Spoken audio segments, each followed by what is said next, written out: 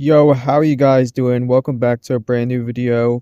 And welcome back to a new episode of This Week on the Internet. I have not done an episode of This Week on the Internet in so long. I've been really busy with other drama and other situations, and also real life too. Here are all the topics of today's video, and let's just get into it. So another PewDiePie Twitter meltdown has occurred. It feels like people are crashing out at PewDiePie every couple months on Twitter. Don't ask me why, because I don't know. It seems to happen every time PewDiePie drops a new picture of his family. The last time I covered a situation like this was when someone tweeted this, said one bad word 8 years ago, and is still being dragged through the mud for it. People need to learn to let go. Honestly, this tweet is kinda right. Like, yes, he did do a little bit more than just say one bad word, but he has grown as a person and learned from his mistakes. And it's been a pretty hot minute since PewDiePie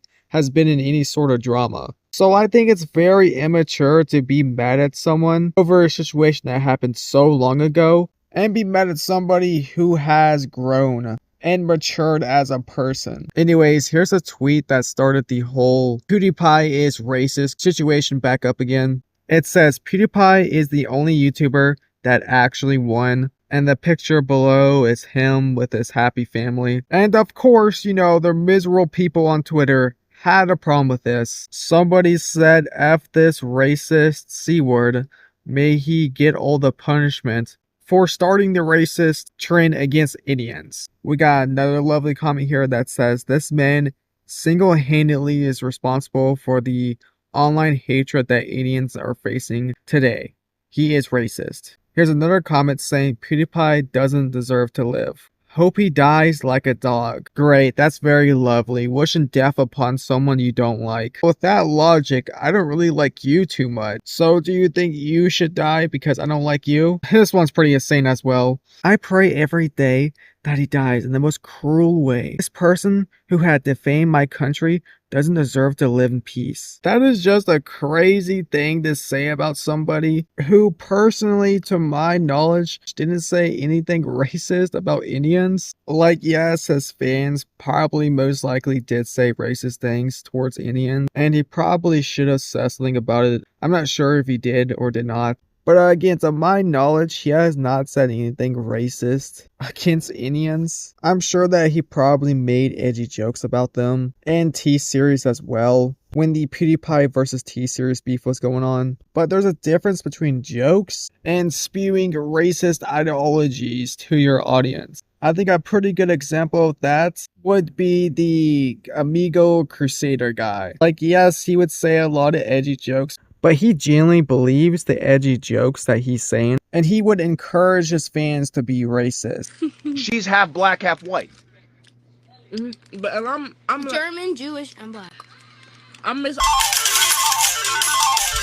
Now, saying that PewDiePie is the sole reason why Indians get hate today is a bit ridiculous. Me personally, I think the reason why Indians have been receiving a lot of backlash nowadays and a lot of hate is because of the Indian food street videos on TikTok. And for a lot of people, myself included, it was the first time seeing how unhygienic India really is by how they handle food. Like, yes, I've heard how unhygienic India is, but I've never actually seen it.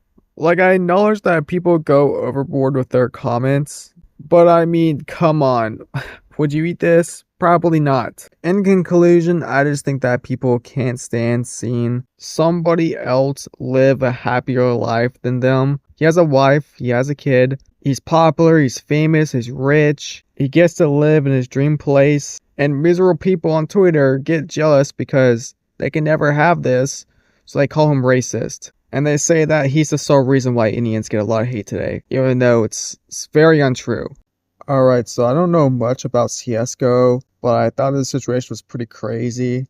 So, you know, I cannot cover it. So for some reason, Valve decided to make knives easier to attain in Csgo by having everybody be able to trade 5 covert items for a single knife. Now, you're probably asking, what is a covert item? Covert items are the highest rarity tier in Csgo for weapons. with the odds of pulling a COVID item being about 0.64% and the odds of pulling a knife being about 0.25. But if you don't know anything about CSGO, a big appeal of the game is opening loot crates for a chance to attain a rare gun or knife that could be sold for actual money, with knives being the most expensive item you could sell, with some of the more expensive ones selling from anywhere between $1,000 and sometimes even $10,000. Well, since knives are much easier to obtain now, the entire market of CSGO skins has completely crashed like a crypto meme coin.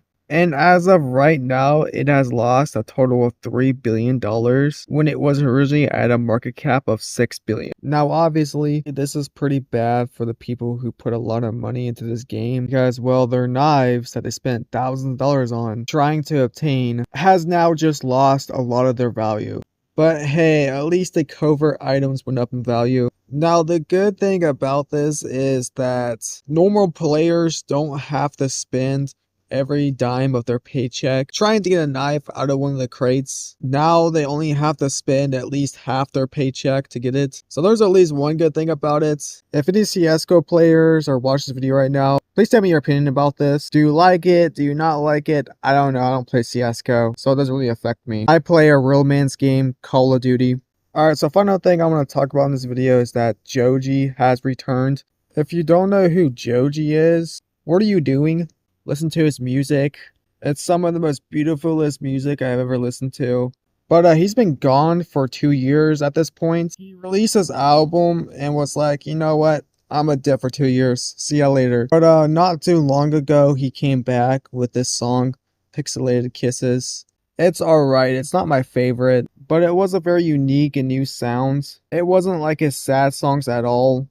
And then there's another song that he released today, actually, called If It Only Gets Better, and this one seems to be more in the Joji style that we're used to. And I haven't listened to the whole thing, but the few seconds I've heard of it doesn't sound too bad. But that's not all. This Friday he's dropping another song called This. I forgot the name, but hold on guys, he's also dropping an album this February called Piss in the Wind.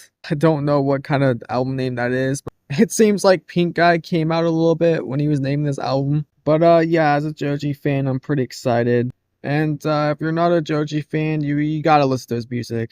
So here, I'll start off with some of my favorite songs. Pretty Boy, you gotta listen to this one. This song is so good. Yukon is also pretty good too. I gotta throw Gimme Love in there. Alright, that's it. Listen to those songs, you won't regret it. I'll see you guys next week. Bye.